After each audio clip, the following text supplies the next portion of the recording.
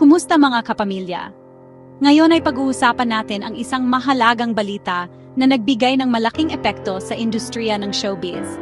Ang balita ngayon ay tungkol sa yumaong aktres na si Barbie Hsu. Kilala siya sa kanyang mga natatanging panap sa telebisyon at pelikula at minahal ng marami dahil sa kanyang talento at kagandahan. Si Barbie ay binawian ng buhay noong Pebrero 2, 2025 sa edad na 48. Ang kanyang pagpanaw ay nagdulot ng matinding lungkot sa kanyang mga tagahanga at mahal sa buhay. Iniwan niya ang isang malaking pamana na nagkakahalaga ng 600 milyong yuan o halos 4 na bilyong piso. Ang halaga ng kanyang ari-arian ay sumasalamin sa kanyang tagumpay sa industriya. Ang perang ito ay hahatiin sa kanyang asawa na si DJ Koo at 2 anak. Si DJ Koo, na kilala rin bilang isang tanyag na DJ at musikero, ay nagbigay ng kanyang buong suporta kay Barbie sa kanilang pagsasama.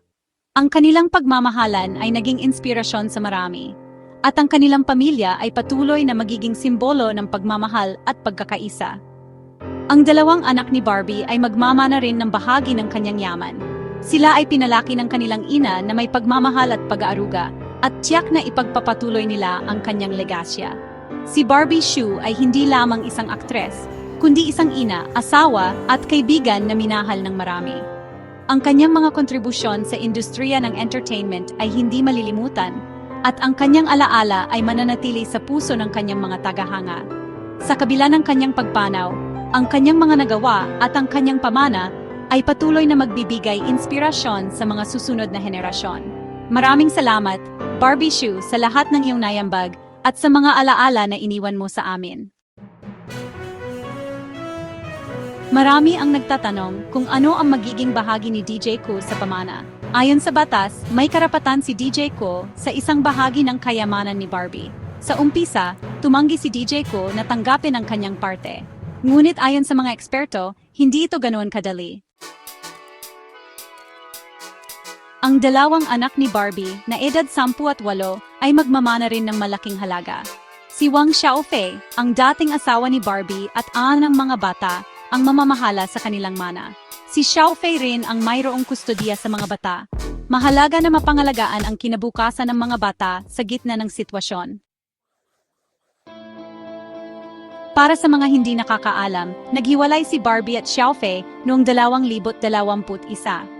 Pagkatapos nito, nagpakasal si Barbie kay DJ Koo noong 2022. 1 taon pa lamang ang nakalipas, sumakabilang buhay na si Barbie. Maraming pagbabago sa buhay ni Barbie ang nangyari sa loob lamang ng ilang taon. Section 5. Ang usapin sa prenup. May kumakalat na balita na may prenuptial agreement sina Barbie at DJ Koo. Ngunit ayon sa ilang ulat, hindi ito na notaryo. Kung totoo ito, maaring maging invalid ang prenup. Magiging mas komplikado ang usapin sa mana dahil dito. Section 6. Ang pahayag ni DJ Koo. Ilang araw matapos pumanaw si Barbie, naglabas ng pahayag si DJ Koo. Sa kanyang pahayag, ipinahayag niya ang kanyang matinding kalungkutan sa pagkawala ng kanyang minamahal na asawa. Ang kanilang pagmamahalan ay isang inspirasyon sa marami, at ang biglaang pagkawala ni Barbie ay nagdulot ng matinding lungkot hindi lamang sa kanilang pamilya, kundi pati na rin sa kanilang mga tagahanga at kaibigan. Ipinahayag niya ang kanyang matinding kalungkutan sa pagkawala ng asawa. Ayon kay DJ Koo, si Barbie ay isang ilaw sa kanyang buhay, at ang kanilang mga alaala ay mananatiling buhay sa kanyang puso magpakailanman. Sa kabila ng kanilang mga pagsubok, nanatili silang matatag at nagmamahalan.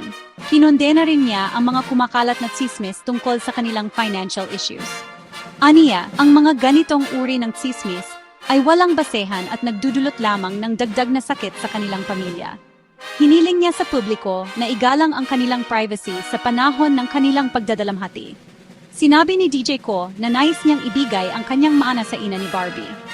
Ayon sa kanya, ito ay isang paraan upang maipakita ang kanyang pagmamahal at paggalang sa pamilya ni Barbie. Ang kanyang pahayag ay puno ng emosyon at pagmamahal, at ito ay nagbigay ng liwanag sa tunay na damdamin ni DJ Koo para sa kanyang yumaong asawa. Sa huli, hiniling niya na sana ay magpatuloy ang mga tao sa pag-alala kay Barbie bilang isang mabuting tao na nagbigay ng inspirasyon sa marami. Section 7, Mga Ari-arian at Kontrobersya. Sa kabanatang ito, tatalakayin natin ang mga ari-arian at mga kontrobersyang bumabalot sa buhay ni Barbie. Ang kanyang mga pag-aari ay hindi lamang limitado sa mga material na bagay, kundi pati na rin sa mga usaping legal at personal na aspeto ng kanyang buhay. Bukod sa 600 milyong yuan, mayroon pang ibang ari-arian si Barbie. Ang kanyang mga pag-aari ay sumasaklo sa iba't ibang uri ng real estate, mula sa mga magagarang bahay hanggang sa mga malalawak na lupain. Ang mga ito ay nagpapakita ng kanyang tagumpay at yaman na naipon sa paglipas ng mga taon. Nakatanggap siya ng 19 milyong dolyar mula sa divorce settlement nila ni Xiaofei. Ang halagang ito ay nagbigay daan upang mapanatili niya ang kanyang marangyang pamumuhay at patuloy na makapag-invest sa mga bagong ari-arian. Ang divorce settlement na ito ay naging isa sa mga pinaka-controversial na bahagi ng kanyang buhay na nagdulot ng iba't ibang reaksyon mula sa publiko.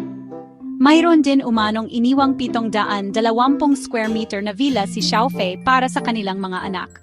Ang villa na ito ay hindi lamang isang simbolo ng yaman, kundi pati na rin ng pagmamahal at responsibilidad ni Xiaofei sa kanilang mga anak. Ang malawak na espasyo at magagandang tanawin ay nagbibigay ng isang perpektong lugar para sa paglaki ng mga bata.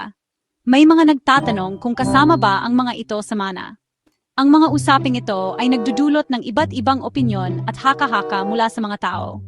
Ang mga ari-arian at ang kanilang pamamahagi ay laging nagiging sentro ng mga diskusyon, lalo na kapag ito ay may kinalaman sa mga kilalang personalidad tulad ni Barbie. Ang mga tanong na ito ay patuloy na bumabalot sa kanyang buhay na nagiging bahagi ng kanyang patuloy na kwento.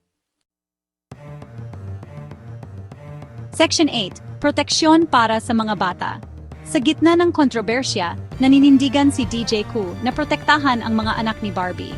Plano niyang magsampa ng kaso laban sa mga taong nagsasamantala sa sitwasyon. Mahalaga na mabigyan ng hustisya ang pagkawala ni Barbie at maprotektahan ang kapakanan ng kanyang mga anak.